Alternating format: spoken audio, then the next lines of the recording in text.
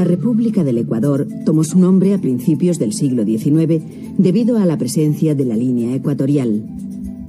La cordillera de los Andes cruza el país de norte a sur y está formada por dos cordilleras que dan origen a varios nevados que superan los 5.000 metros de altura, como es el caso del Cotopaxi, 5.897 metros, el segundo volcán activo más alto de la Tierra, o el Chimborazo, 6.310 metros, que durante más de un siglo se creía que era la montaña más alta del mundo.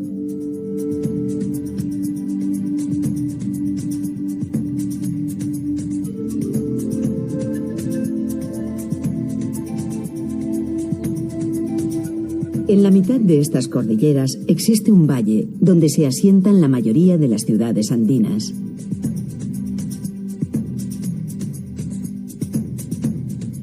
A pesar de su extensión relativamente pequeña, el Ecuador es considerado como uno de los países más ricos en diversidad de especies y ecosistemas en todo el mundo. Su posición geográfica y la presencia de la cordillera de los Andes determina la existencia de una enorme variedad de bosques y microclimas, desde los húmedos de la Amazonia y noroccidente a los ecosistemas secos del sur, desde las cálidas playas del Pacífico hasta las nieves eternas de los volcanes. Debido a la gran variedad de ambientes altitudinales y ecológicos en las diversas regiones del Ecuador, la flora es extremadamente diversa y rica. Al igual que en el caso de la flora, la diversidad de especies animales en el Ecuador es extraordinaria.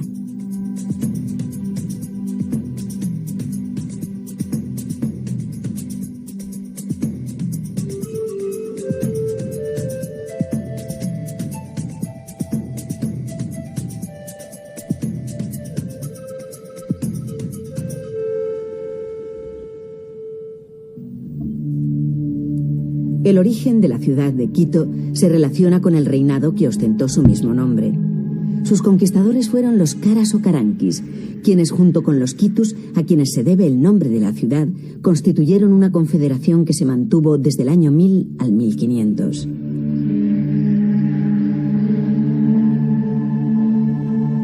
Desde 1524 hasta 1533, los españoles, siempre a las órdenes de Pizarro, emprenden diferentes expediciones para la conquista del Ecuador.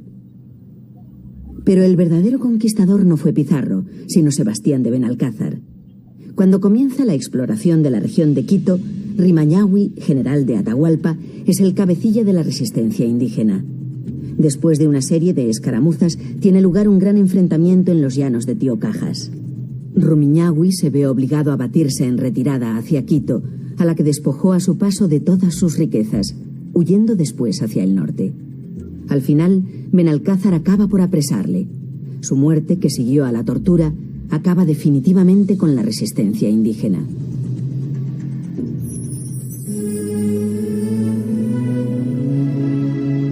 El 15 de agosto de 1534, Sebastián de Benalcázar funda en Liribamba la villa de Santiago de Quito.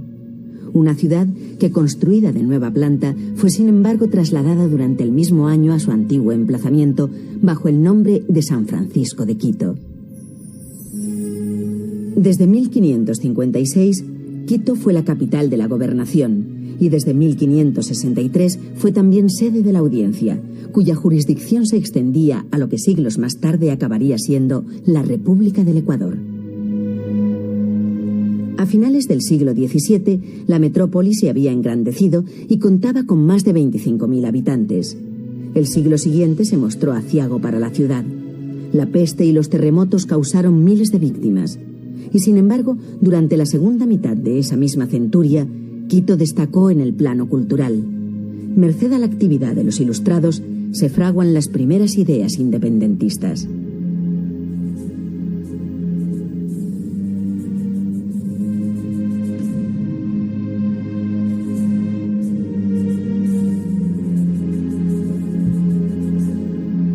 Desde su independencia, Quito ha representado el conservadurismo de su aristocracia terrateniente frente al liberalismo de su rival en la costa de Guayaquil.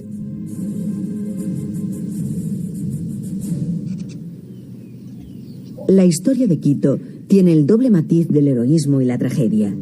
Ha sido inevitable encrucijada de migraciones en los orígenes de las culturas aborígenes de América. fue la patria del gran Atahualpa y la forjadora de uno de los máximos precursores de la emancipación hispanoamericana, el Doctor Espejo. Sucre, lugarteniente de Bolívar, fue encargado de ayudar a los rebeldes y tras su única derrota en Huachi consiguió la aplastante victoria de Pichincha, en la falda misma de este volcán a cuyos pies se encuentra Quito, el 24 de mayo de 1822. En el sangriento combate en el que Sucre se cubrió de gloria, fueron derrotadas las tropas realistas. Aunque todavía federada, Ecuador era por fin independiente. Simón Bolívar decía: Sucre era el alma del ejército en que servía. Se hallaba frecuentemente de mediador, de consejero, de guía, sin perder nunca de vista la buena causa y el buen camino. Él era el azote del desorden y, sin embargo, amigo de todos.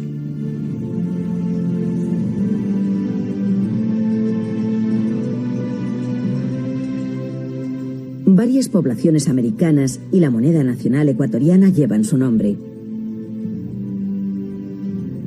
En el caso concreto de la ciudad de Quito, que es patrimonio de la humanidad hace 20 años, de hecho, la huella más profunda de España en esta ciudad es la traza en cuadrícula que se adaptó a una topografía muy complicada que buscaron los conquistadores para buscar la defensa precisamente en las colinas, en las quebradas y en las montañas.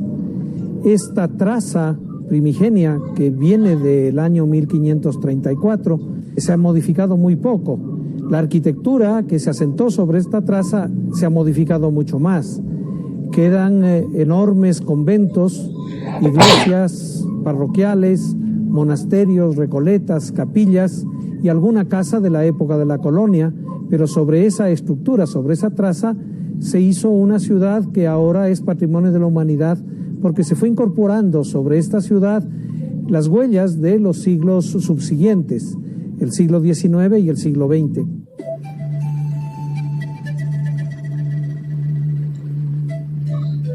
Quito, capital de la República del Ecuador, está situada en la falda del volcán Pichincha y a orillas del Machangara.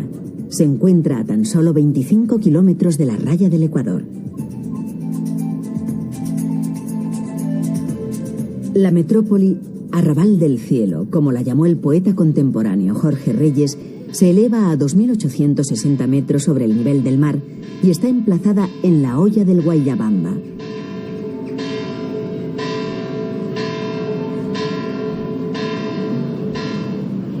No obstante, su carácter ecuatorial goza de eterna primavera al hallarse ahorcajada sobre los Andes.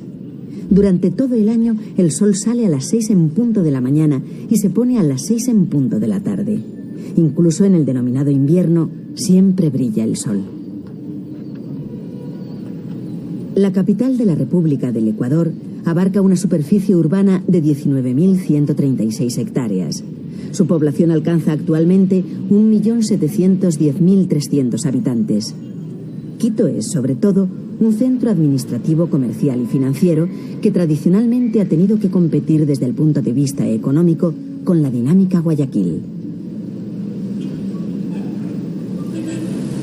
Las funciones propias de la capital de la República y a partir de los años 60 el flujo de capitales procedentes del auge de la explotación petrolífera han estimulado el desarrollo de las actividades bancarias y financieras que a su vez han potenciado el crecimiento y la diversificación de otras actividades terciarias. Comercio, servicios, profesionales, transportes. Un papel más modesto lo desarrolla el sector industrial, textiles, alimentación y muebles, al que se han añadido algunas industrias químicas y del metal.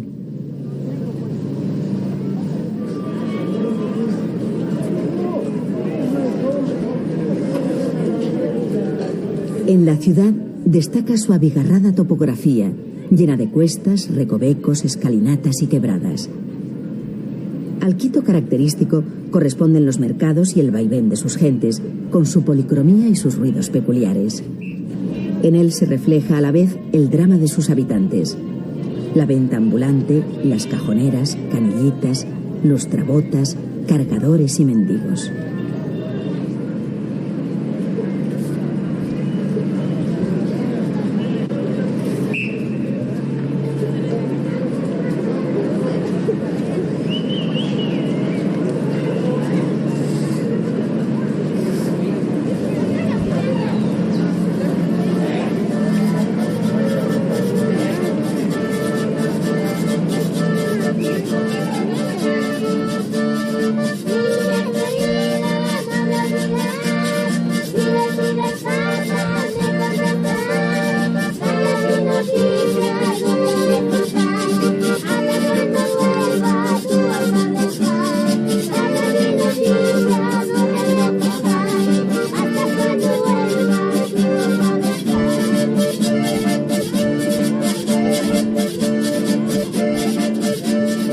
El casco antiguo, una de las joyas del urbanismo colonial hispanoamericano, se desarrolla en torno a las plazas de San Francisco y de la Independencia.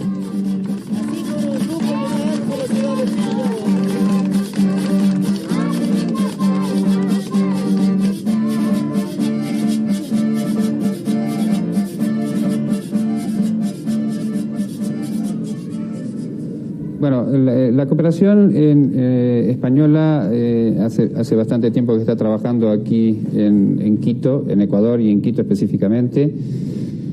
Comenzamos en San Francisco con este ambicioso proyecto de restauración integral, pero en el año 87, digamos, el proyecto de preservación de patrimonio cultural tuvo que salir al cruce de un evento un poco diferente a lo que normalmente se hace en restauración, y que fue atender a las urgencias del sismo del año 87.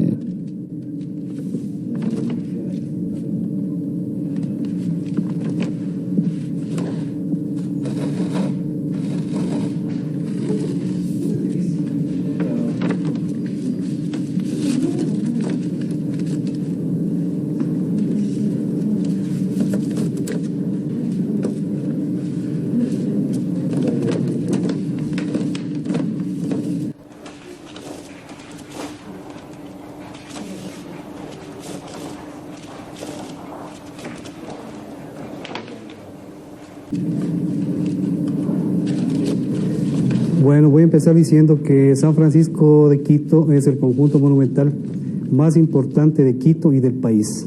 Contiene 6 claustros de gran importancia, 3 templos y más o menos alrededor de 4.000 objetos museables, donde se expresa pues la riqueza de la gran producción del artista quiteño.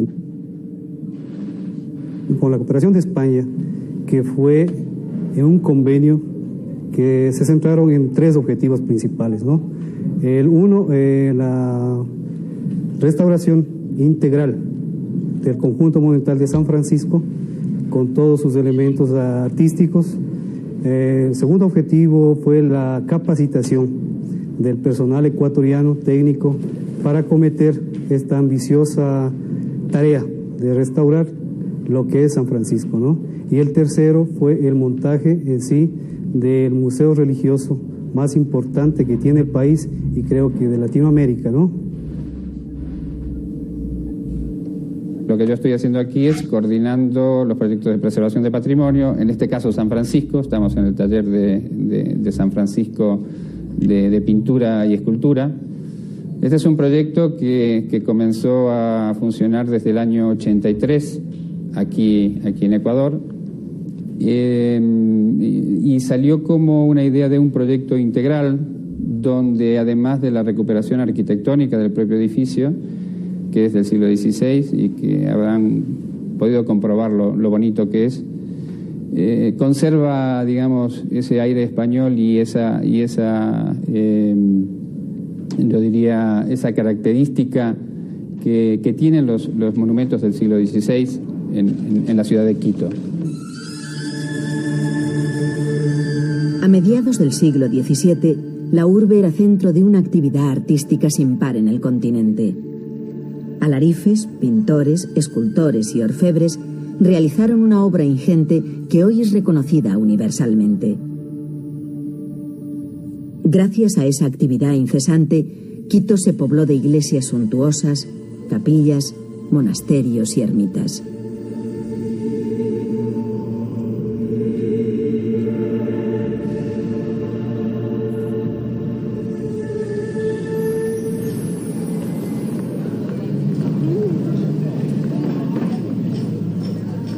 La Virgen del Panecillo forma parte de Pichincha, una indiscutible versión contemporánea de la imagen alada que creó el artista quiteño del siglo XVIII, Bernardo de Legarda.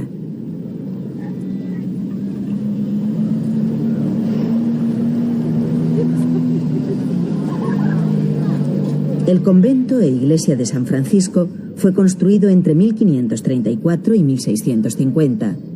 Es el edificio religioso más importante de la ciudad.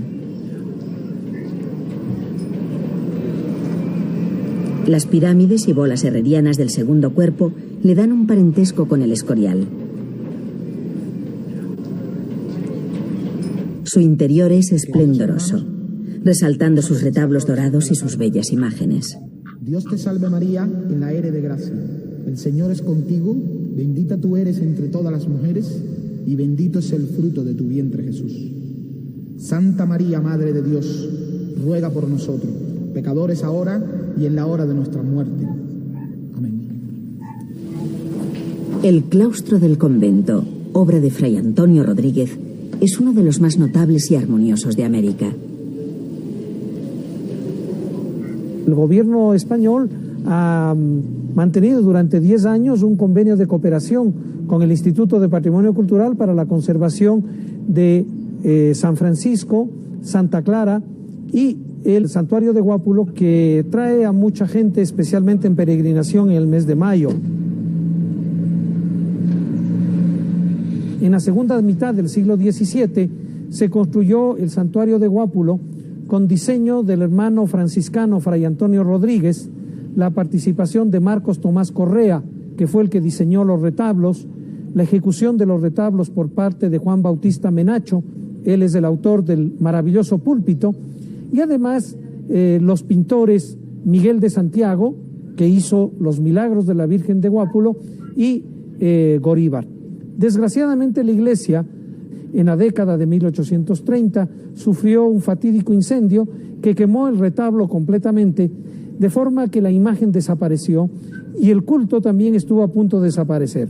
Lo que vemos ahora es un retablo neocolonial hecho en la década del 30 por parte de dos grandes talladores quiteños que, inspirados en un lienzo de Miguel de Santiago, hicieron una réplica del retablo original.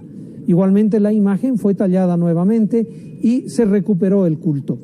La iglesia de Guápulo fue restaurada posteriormente por el Convenio Ecuador-España a raíz del sismo de 1987 y ahora pues es uno de los sitios más tradicionales de Quito y que mayor encanto encierra.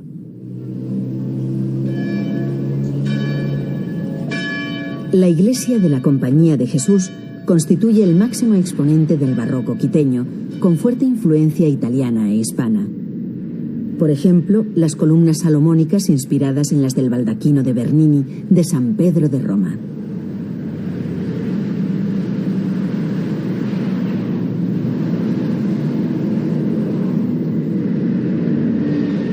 Este esfuerzo por la conservación de la ciudad ha sido compartido también por España.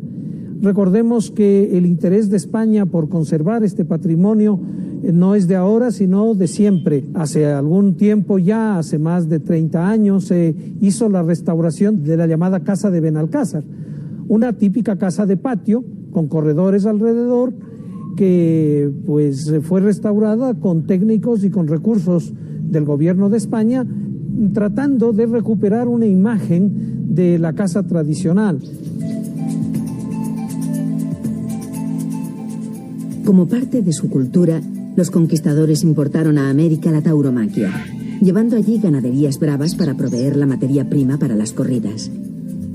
El ganado bravo en América del Sur continúa teniendo una dependencia genética de las castas españolas, pues vacas y toros son importados rutinariamente para refrescar la sangre de las ganaderías indígenas.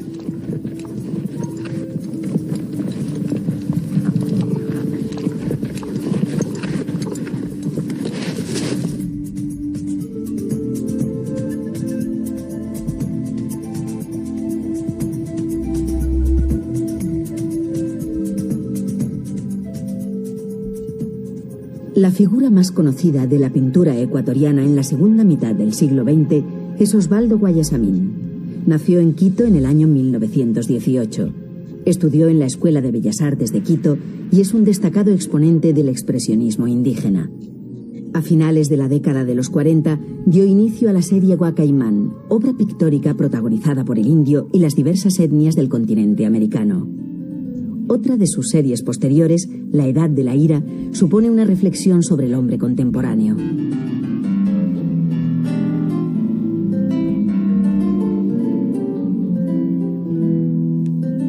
Osvaldo Guayasamín nos habla de su monumental proyecto La Capilla del Hombre, que él mismo dirige tanto en la parte artística como arquitectónica.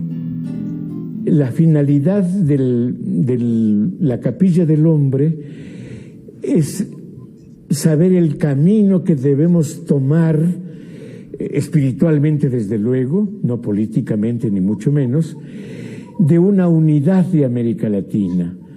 Desde México a la Patagonia tiene que llegar un momento en que seamos un solo país. La ciudad de Quito fue fundada hace 3000 años,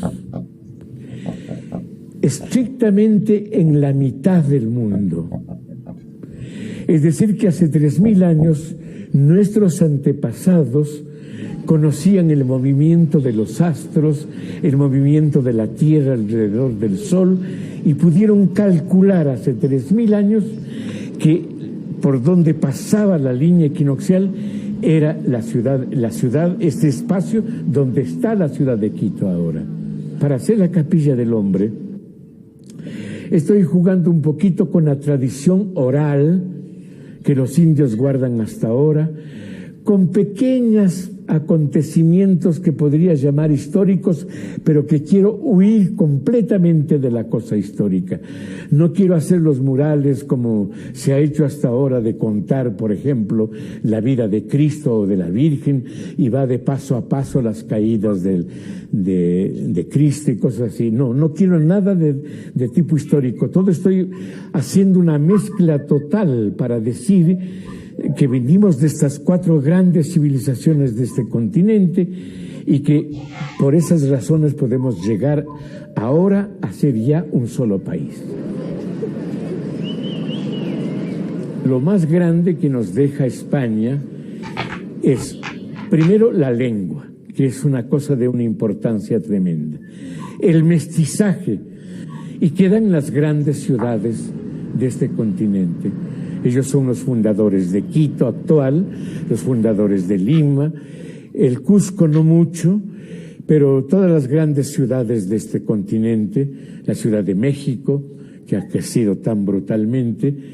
Estas son las muestras de la potencia española en América Latina. Ahora, el mestizaje no tiene sino alrededor de 400 años, digamos. No digo 500, que es la fecha de la llegada de los españoles a este continente, porque al principio pues no hay todavía mestizaje, pero ya hace 400 años ya empiezan a nacer los niños mestizos, que no los aceptan ni los indios ni los españoles.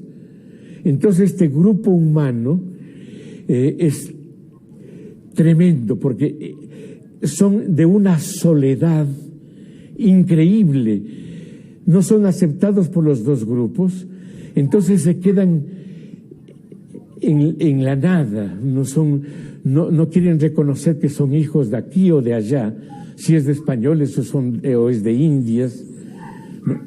Entonces este grupo humano es completamente trágico. El arte y la música son algunas de las mayores inquietudes que actualmente tiene el pueblo quiteño. El Ballet de Madrid visitó recientemente la ciudad de Quito.